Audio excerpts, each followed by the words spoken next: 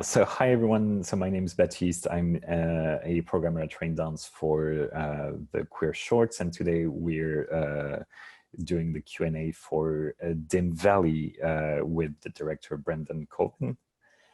So who's joining us from? Where are you joining us from? I'm in Alabama in the United States. And so yeah, and it's really early at the moment. So thank you for thank you so much for joining us to talk about your wonderful film. So yeah, tell us a little bit about yourself. Sort of what were your previous projects? Because I believe this is your third feature. Yeah, this is my third feature. I've been making films for about 10 years now, and just started with features that I started making with friends. My first film was all non-professional actors and us just being as resourceful as possible, and been trying to get more and more ambitious as my projects have gone on. And I think A Dim Valley is definitely the most ambitious film I've made so far, and in a lot of ways it's also the most personal because it's really rooted in the place that I'm from and my experiences there and feelings about that place. Yeah, so I mean, I think that really comes through sort of the symbiosis with between the characters and between where they are, and so yeah. So can you talk a little bit about that, sort of what you wanted to convey with the locale? Sure.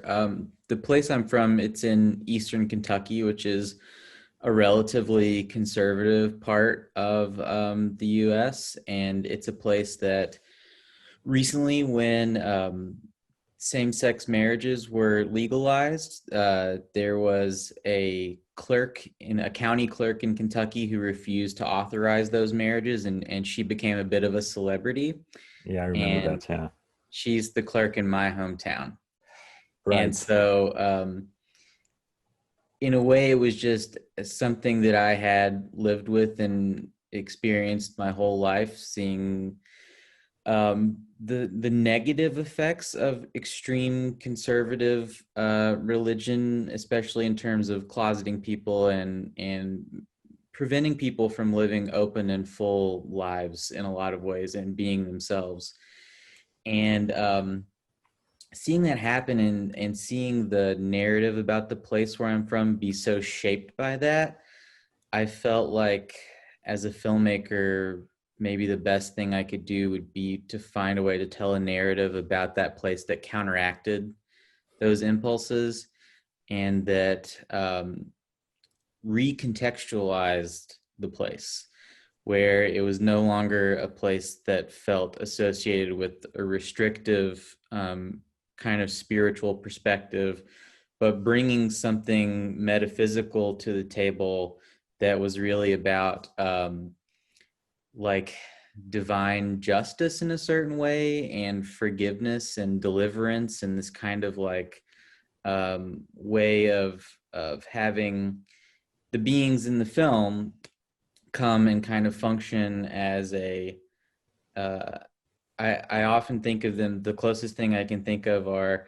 the Totoros from My Neighbor Totoro by Yeah, Hayao Miyazaki, that they have that same kind of function, but it's about healing some of the wounds that are based in the characters' experiences with being closeted, with having prejudice touch their lives, and also the way they're kind of shepherding maybe a next generation into something that's a little less forbidding and painful than what some of the other characters have experienced.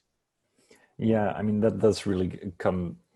I mean, I love the tagline for the film, which is a scientific comedy about love, mercy, and mysticism, which is kind of a whole program in itself. Uh, um, and so yeah, I just found that really touching, sort of that approach. I mean, the fact that it's in nature and there's the connection with nature, and obviously you highlight um, sort of the benefits of sort of maybe maybe it's not hyper not necessarily the point of the film, but it's there is that message of the being in communication with nature. And was that sort of a deliberate response to sort of the loudness of perhaps what you talked about, sort of your hometown being sort of at the heart of this unfortunate celebrity event? Was that sort of really a firm counter reaction to, like, let's take some time, let's pause for a second? Yeah, I mean, certainly, I think possibly maybe some of what you're responding to is just my natural tendencies are, I'm a little bit more of a reflective kind of meditative person in a lot of ways. But I also think a lot of it is that nature is truly neutral in a way that people aren't. And it made sense to me, if I want to get back before this kind of constrictive, exclusive social paradigm existed, going back before that to nature, where everything that occurs is part of nature and is accepted, and that maybe going there to look for some spiritual source seemed like a way to circumvent the negative forces in a way. So like there's a way that focusing on nature felt very honest to me, and a lot of times I think like contemplation in the context of nature can be very humbling and can help contextualize the individual within something that feels bigger and more ancient and more like beyond time in a certain way. And so I think that's definitely part of it as well, part of trying to get to, and for the viewer, hopefully trying to bring them into that reflective space as much as possible. I mean, it's one of the challenges of making a film that's relatively slow and relatively suffused with ambiguity and mystery is, for it to work, the viewer kind of has to lean in a little bit, like has to bring themselves to the film. And so part of that, I think, is hopefully trying to use, especially the first part of the film, there's a lot of time outside with nature before the interpersonal dynamics kind of start to complicate. And hopefully that becomes something that helps people lock into that rhythm and lock into that part of the film.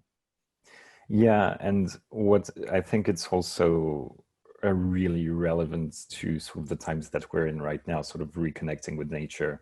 And we're in a time when, with climate change happening and the pandemic that we're in at the moment, kind of force us to reckon with the fact that we are sort of not above the earth and nature, but we're very much a part of it and still very much affected by it, however much we pitch ourselves as being sort of civilized and culture, etc., that we're still an extension of nature and part of the animal kingdom.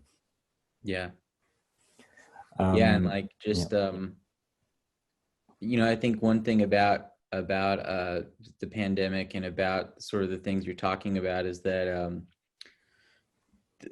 it can make us resensitized to things. So it becomes like you rediscover your fascination with certain things because you're made to kind of slow down to the rhythm of that thing, and you start to see it really instead of passing by it or ignoring it in a certain way. So yeah, I see what you mean. I hadn't thought of that necessarily, but yeah, I guess it does dovetail nicely with some of the things that I'm sure a lot of people are experiencing. Yeah. And so, yeah, you mentioned the pace of the film, and it's true that the film kind of beckons the audience to pay attention. It's like, letting the audience know this is going to be something a little bit different. So this is going to be an experience. Pay attention, go with the flow. And so I was just wondering if you could talk a little bit about that, because I found it really, it was a very clear intention from the beginning that you can see from you. And I was just wondering sort of what really was how and why you decided to go about that.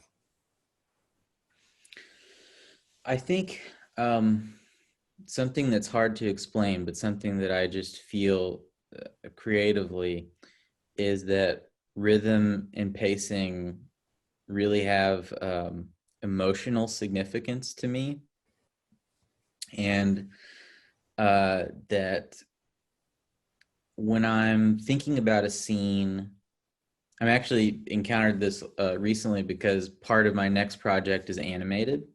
Okay. And so part of prepping for that animated part is I'm doing a basically a mock-up edit of my storyboards Yeah. so that the animator will have that as something to work with. And one thing that I've noted doing that is because I'm having to build up the time, frame by frame to make it make sense, is that the duration, even between lines of dialogue or between a line of dialogue and a character's gesture in reaction to that dialogue, that there's kind of like this thread that I'm trying to like put through all these little needle holes, throughout.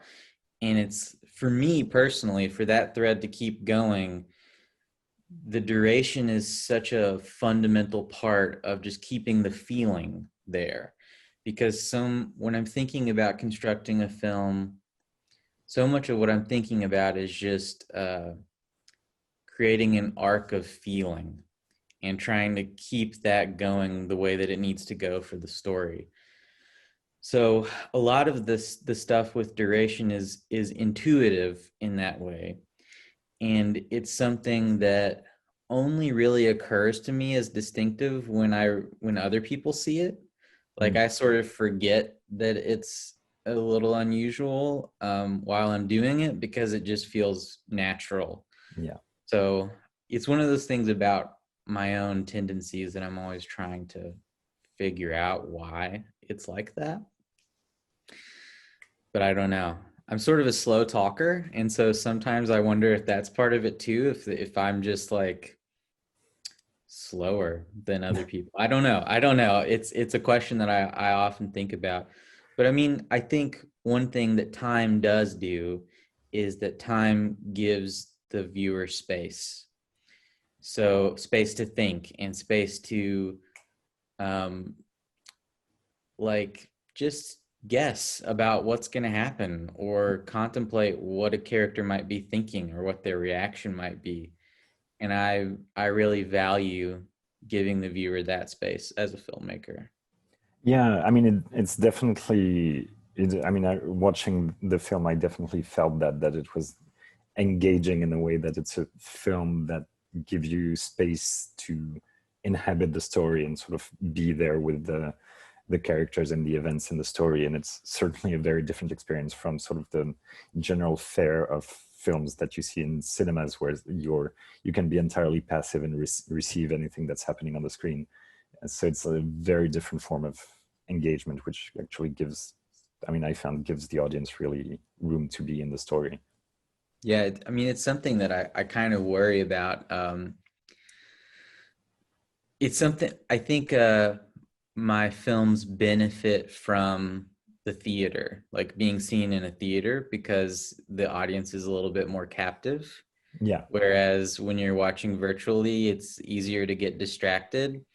And I think just like the grip on someone's attention, especially at the beginning before people settle into the rhythm, can be pretty delicate. So it's Mhm. something that I often think like, I wonder how this plays differently for people who are experiencing a film festival virtually. And, it's also one of those things where I would love to hear from viewers. If you're watching this Q&A right now and want to tell me about what your experience of the film was, please feel free to email me because I would love to hear about it. Yeah, no, absolutely. I think it's, I mean, it's a good, it's funny that you're sort of considering sort of those audience reactions as well. Is that, I mean, when you're making the film, are you sort of constantly gauging sort of what you want to do, sort of with respect to how the audience is going to receive it, or does it just come more organically from you? Mhm. I think it's different at different stages of the filmmaking process. Like when I'm first getting ideas, I'm not thinking about the audience at all. I'm just thinking about what is interesting and exciting to me. And when I start getting into drafting the screenplay, I will think about the audience a little bit more. Then when I'm on set, I'm not thinking about the audience at all. Yeah. Because so much of being on set is just basically being a quality detector, and I can only calibrate that to myself. So basically, when I'm watching people do takes, the question is always, do I think this is good?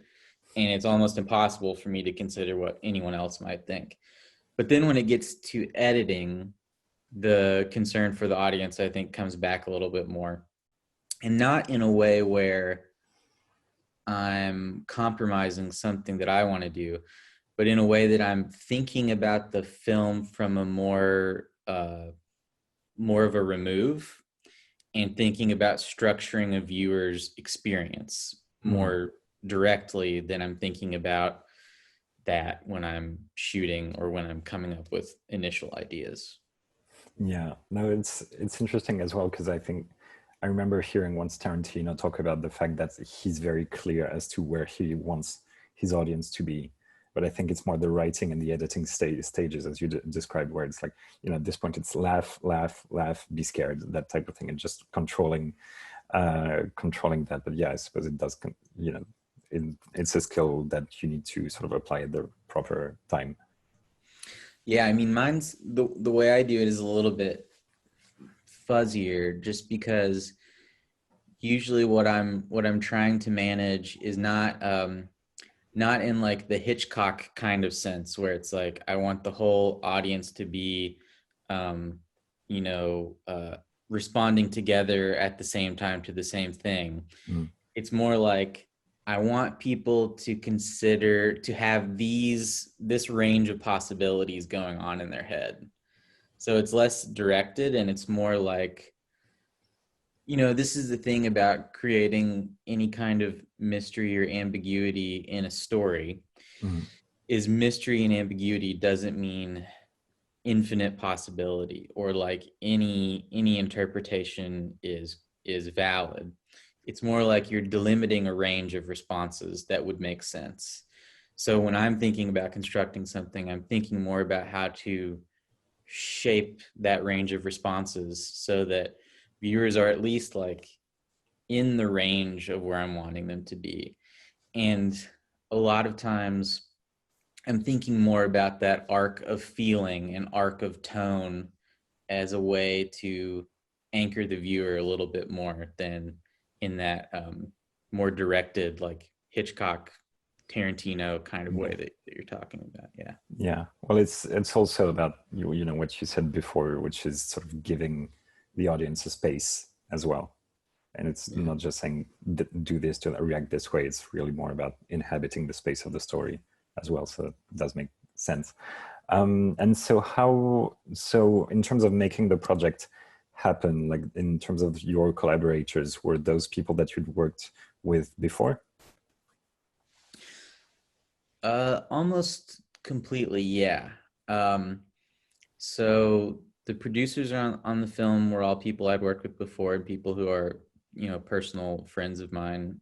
And then all of the key personnel on set were people who I had previously known, some of which have been students of mine. So I teach filmmaking at the university level, and the production sound mixer and our gaffer and our first AC were all former students of mine. And then everyone else was people who I had worked with before, whether it be on short films that I had produced or on projects that I had directed. Okay. And so was this film sort of a departure from previous projects in terms of the nature of it? Definitely, I would say. My previous two films, I would say, are a little bit more formally extreme. Like they're even less accessible, I think, than this film in a certain way. And part of that is because those films came out of really negative emotional spaces for me. So they're movies that have, I think, less of a varied emotional palette, whereas I think A Dim Valley kind of goes around between lots of different Yeah. emotional spaces. So that was a big difference for me, was broadening that and adding variety to that. And then another big difference was just the number of actors who are consistently around, because there are more characters than in my previous films. And that was a new challenge in a lot of ways, because there are more group scenes where there are Mm. 6 people in a room, and directing 6 people at the same time is a lot harder than 2 or 3. Yeah. And so that was another big new challenge. Um, and then I also think, in terms of lighting and cinematography, this project was a little bit more ambitious. And some of that is owes to having a different cinematographer who I hadn't collaborated with before on my projects. He had shot a short that I had produced, but Cody Duncombe, he did an incredible job lighting Yeah. the film. And yeah, those are the main differences, I think. Okay. And so when you sort of reached out to those collaborators and said this is the project is going to be different, what were the reactions? Was everyone immediately on board? Yeah, I think they were all pretty excited about it, especially because um, it was just a more emotional story. And I Mm. think that was exciting to them on a lot of levels, because it just presented more challenges. The previous 2 films were a bit more ascetic in a certain way.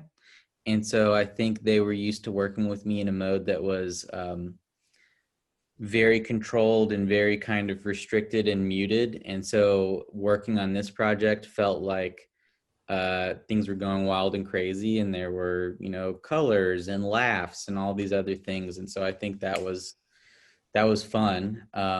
It was definitely a more fun shoot than the other 2 shoots.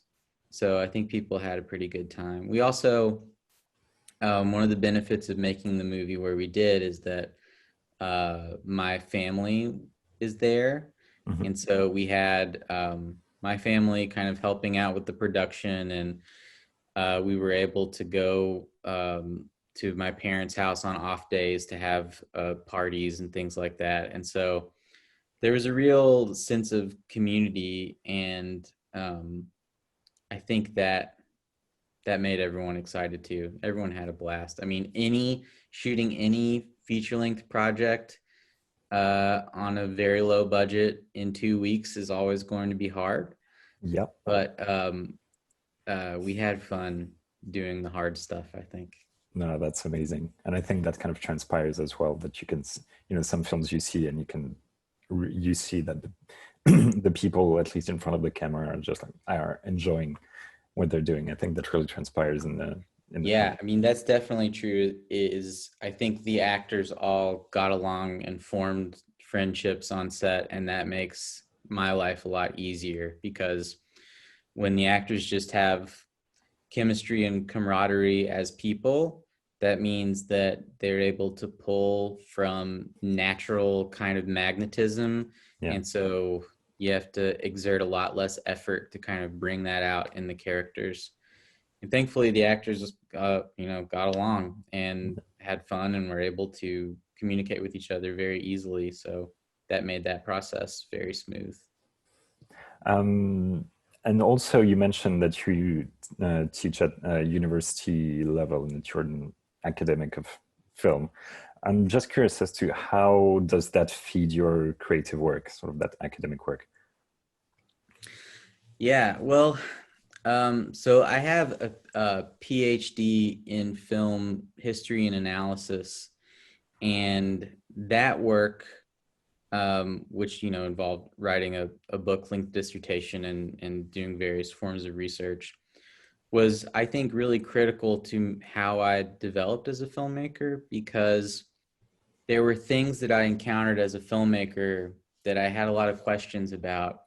And my dissertation, I ended up writing about acting styles, and specifically different forms of realistic acting styles, which I don't know if I would necessarily say that the performance styles in my films are realistic. They're a little stylized in a certain way. Um, but it was something that I had a lot of questions about. And so, I spent years researching and writing a dissertation about it. So thinking about all of that stuff, it basically gave me a way to think about myself as a filmmaker, not on set, and really kind of dig into those things in a structured way. Currently, the research part of things is less significant because my job is really based on my creative output, my work. But the thing that is great about working in an academic environment is that I'm constantly surrounded by young people who are learning about things. And it's a good reminder. I mean, sometimes it's really depressing because you can be confronted with people who are just fundamentally incurious, Yeah. which is really the worst. That's the worst to me is, but when you find people who are curious and you see we were talking about being able to be fascinated by things again. Yeah. When you see people being fascinated, it re-energizes your fascination and can make things that seem obvious feel fresh and like new revelations again. And I really appreciate that process. And I appreciate on my projects being able to take really ambitious students that I've had and hire them to work on those projects, because it's amazing to see the growth that happens. I mean, the difference between being on the most top-notch student production to then being on a professional set, there's like a flip that switches where all of a sudden you're like a well-oiled machine on set and doing things. And I love seeing that and seeing the confidence that comes. So, I mean, those are the benefits of being in an academic environment. The other thing, and this is really the reason why I chose academic work as a career, is it's one of the few places in society where art is still valued primarily for its aesthetic value instead of its monetary value. So I'm not really like obviously trying to make movies to hit the big time or make big bucks. I'm doing it because I have something to express. And in this line of work, playing at film festivals, getting, adulation from critical circles, things like that, is meaningful. It's not just how much money can it make. And it's something I'm always thinking about and struggling against, is how to emphasize and protect the non-monetary value of cinematic art, because I think there's a lot there and very few people spend much time or energy articulating and defending that value. Yeah. Yeah. No, that's really, really amazing. And so you mentioned your next project. So what's that going to be about? Can you give us a tease? Sure. It has a pretty interesting structure in that it's a feature that's made from two halves, and the two halves tell two different stories that kind of echo into each other, but aren't, it's not like one story is a continuation of the other. They're just kind of twinned in a certain way. And there's a live action half and an animated half. And they're about young women who are in specific religious communities, and they basically find themselves wrapped up in ghost stories that have this more spiritual angle to them. So they're not ghost stories in the sense that they're scary. They're ghost stories in the sense that they're portraits of people having encounters with like what might lie beyond our life, and the fascination and mystery and kind of awe-inspiring qualities that has. And they both get kind of psychedelic. Okay. Well, So yeah. I suppose animation lends itself really well to sort of that sort of expression. Yeah, I mean that's part of why that story has to be animated, is because there's stuff that happens in it that would be insanely difficult for me to pull off live action. And so animation felt like the way to do it, where I would feel free and not encumbered by the practicality of it, but be able to really tell the story the way it needed to be told. And had you done animation before? Never. So that's a process I'm still figuring out, and I'm started to work with some animators and talking to them about the logistics of putting it together. And obviously, my style is not how animated films typically are, and so that's been an interesting thing to try to figure out, is exactly how my live action approach translates to an animated approach. And yeah, I'm curious to see how it's going to unfold, but I feel like I'm already learning a lot about myself just through the friction of having to figure it out, which is fun. Yeah, that sounds really exciting. And it's always good to sort of stretch your skills from project to project as Yeah. well. Well, and thankfully it's also something that I can actually make progress on during the pandemic. For That sure. I can do without having to be on set, which I don't want to be on set right now. Yeah, it's tricky. It's starting again slowly, but it's very, Yeah. very tricky times. Cool. So thank you so much for sharing your film with us and, submitting it to Raindance. It's a really exciting film, and we're really glad and proud to be able to show it. So are you on social media or anywhere where people can sort of give you a shout out? Yeah, I'm on Twitter. It's at Moss Garden Film. You can find me there. That's probably the best place to keep up with what I'm doing. Okay, cool. And so, yes, for everyone watching us, do share the good word about the film. And so, yeah, thank you for joining us. And Brandon, thanks so much for your film. Yeah, thank you so much for the great questions. It was a really fun conversation. Wonderful, cool. Thank you.